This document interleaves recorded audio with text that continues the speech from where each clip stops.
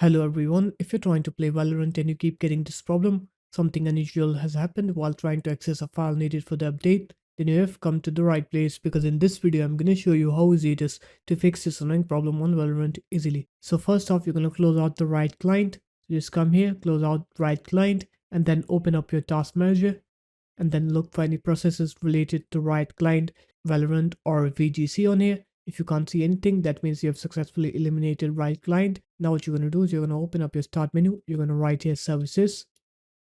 After that, you're going to look for the service called VGC on here. So just click onto any service, press V on your keyboard, and then you should have VGC on here. Now what you're going to do is you're going to right click on VGC. I don't have Valorant installed on my computer, so that's why I don't have VGC here. But you're going to click onto VGC, click properties, set the startup type to either automatic or automatic delayed start. And after that, you're just going to click start on here.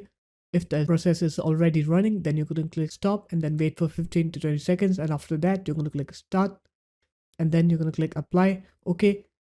And then you're going to open up the Riot client. And then you'll see that your game will most definitely work. But if it still doesn't work, then the last thing you can try to do is you're going to open up your start menu. You're going to write here run.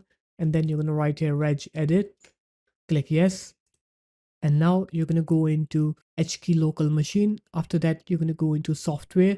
And then you're going to go into Microsoft. And then you're going to go into Windows NT. And then you're going to go into current version. And then you're going to click onto image file execution options here. And when you click onto it, you're going to have this file called DevOverrideEnable. You're going to double click on it and make sure that the data value is set to 0. So just set it to 0. After that, click OK and then restart your computer. And once you're done with the restart, now you're going to open up the Riot client, but make sure to run it as administrator. So just right click on Riot client, click run as administrator, click yes then. And now when you try to play Valorant, you'll see that your game will now work. So there it is guys, that's how easy it was. If you guys found this video helpful, make sure to leave a like, comment and subscribe to the channel. And I'll see you in my next video. Peace.